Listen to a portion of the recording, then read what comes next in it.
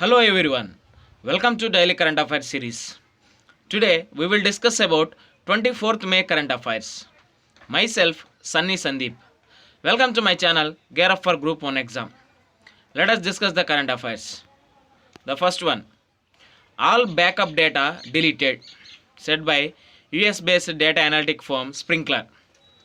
Here there is a issue in Kerala state, that is all backup data of COVID-19 patients and those under surveillance stored in the server of US based data analytic firm, that is Sprinkler Inc. has been permanently deleted. Why? Because there is a petition in Kerala High Court. That's why this US based data analytical firm Sprinkler Inc. has deleted these backup data of COVID-19 patients.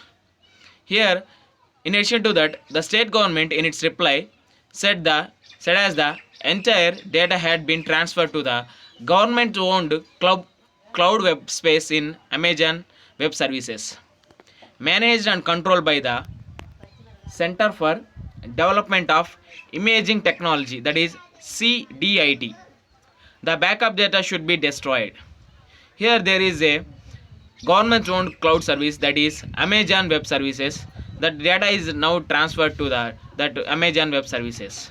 From this article we have to know that there is a web services that is government controlled one, that is Amazon Web Services. That is very important for a science and technology topic. Next one, there is also another topic related to the science and technology. Here details of 2.90 crore job seekers on darknet are came out. Here, what is the meaning of darknet? Or darknet is an overlay network within the internet that can only accessed with a specific software, configurations, authorizations, and often uses a unique customized communication protocol that is known as darknet or Thornet. Here, almost 2.90 crore people are job seekers on darknet are came out. Here, in this details are personal details of almost about 2.90 crore Indian job seekers have been found dumped on the darknet, raising concerns among the cyber crime agencies and experts in India over the massive data breach. That is almost a massive data breach. Why? Because almost 2.90 crore people. Here, the data leak was uncovered on Friday by Kaible in INC, that is US-based cyber intelligence firm founded by global security expert Binu Arora.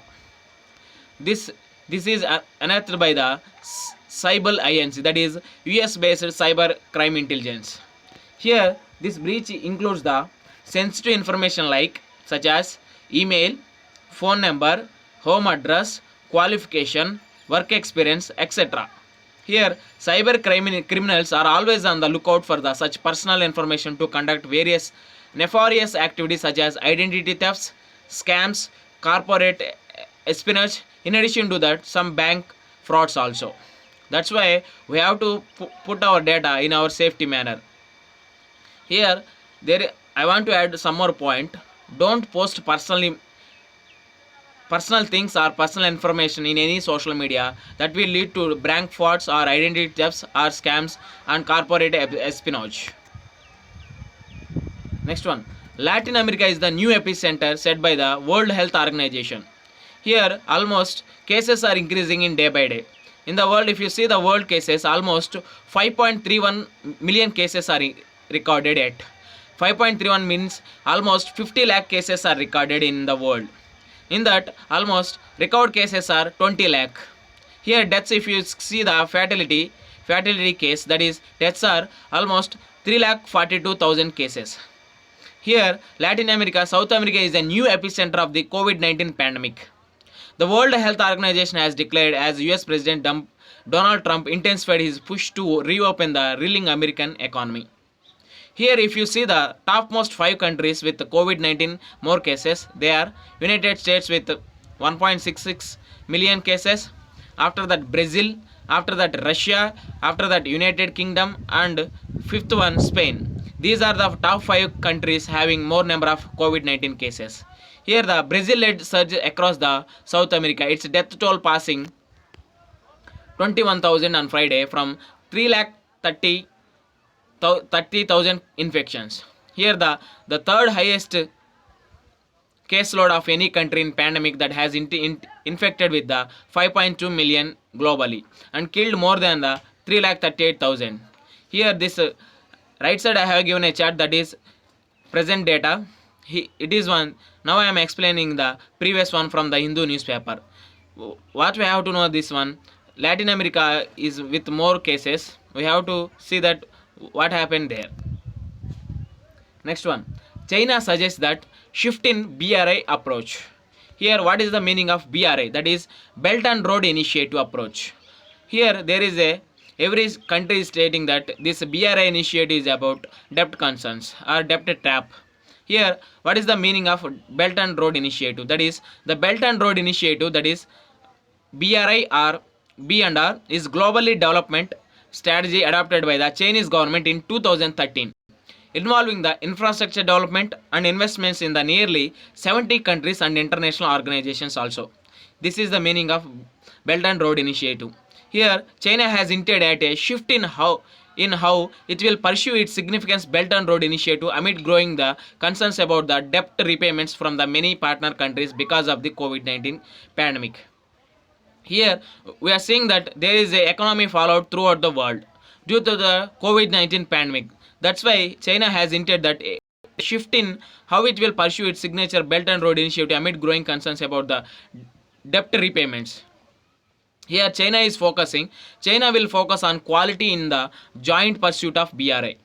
Here, the possibility of being why India is opted out or backing are not entered into this BRI initiative. There are some reasons. Here, they are the possibility of being laden with debt is the main reason why India has stayed away from the project so far.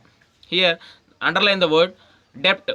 Here, almost some countries are affected by the China, like Pakistan, Sri Lanka, and some countries also. Here, why? Because they will fund more. After that countries have to repay that one. That means they have debt trapped.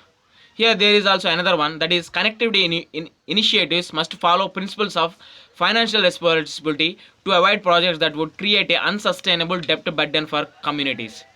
India had said in May 2017 while rejecting the invitation to join the Belt and Road Initiative. Here another concern is that for India is proposed China-Pakistan Economic Corridor, that is CPEC, which passes through the Pakistan occupied Kashmir, that is POK. China has invested over that in 60 billion in the CPEC, that is China Pakistan Economic Corridor. If you join that BRI initiative, informally we have admitted and we are accepted that POK is occupied by Pakistan, that is Pakistan occupied Kashmir, that is under the Pakistan. That's why we are not joining in this Belt and Road Initiative is the main reason. Next one, I have given a one belt and one road map. Here Rotterdam, Belgium, France. Here there is a line with dotted one, that is known as Maritime Silk Road Initiative.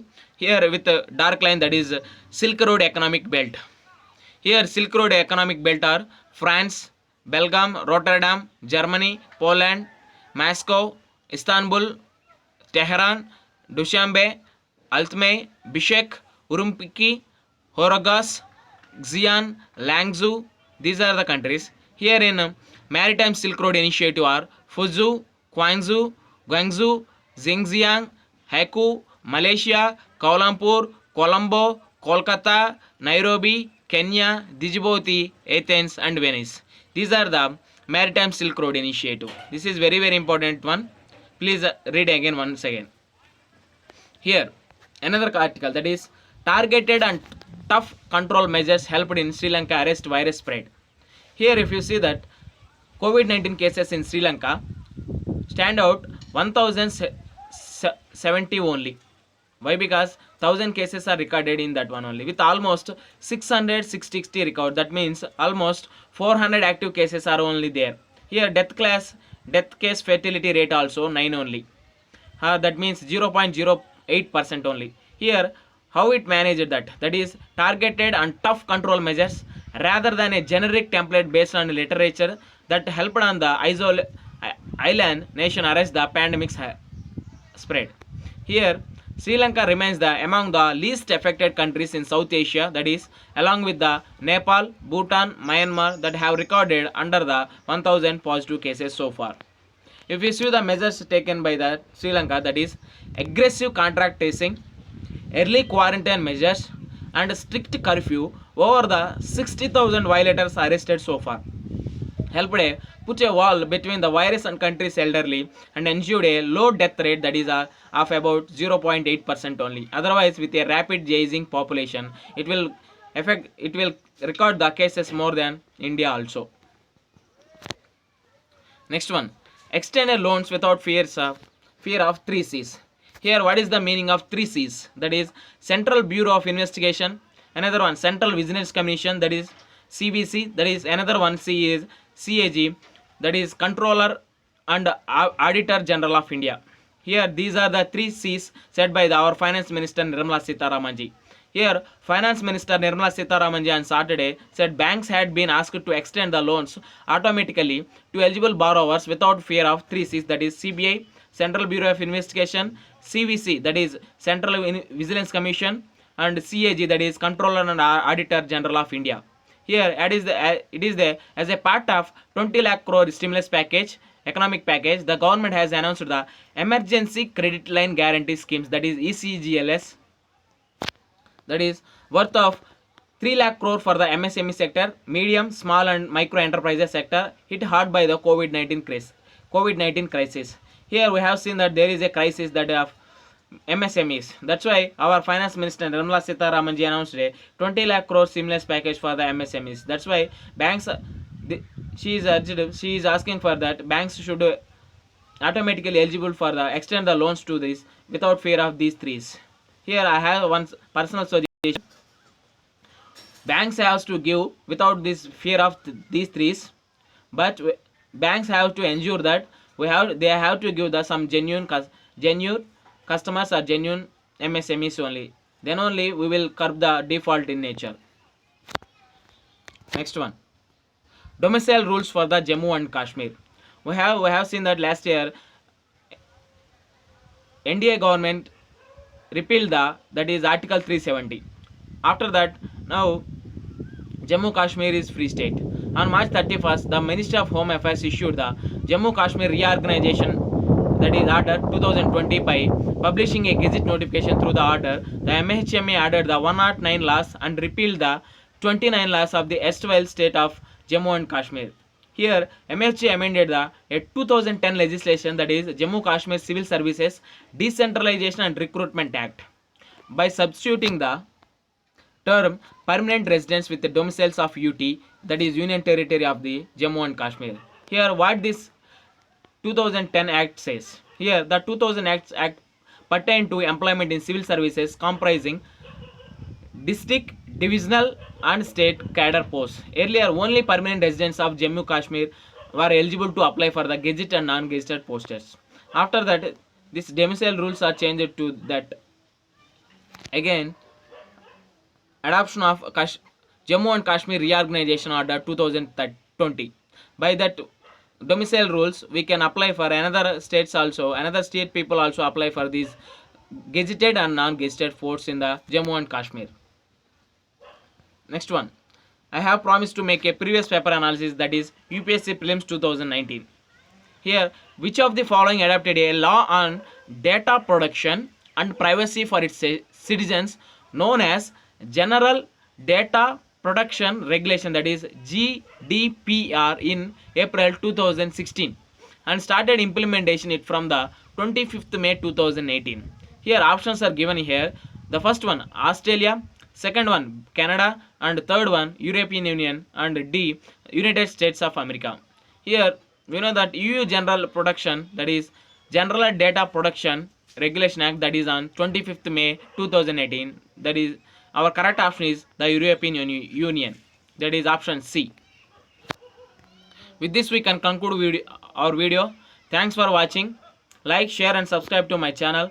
Gear up for Group 1 exam. This is Sunny Sandeep signing out. Take care. Bye bye.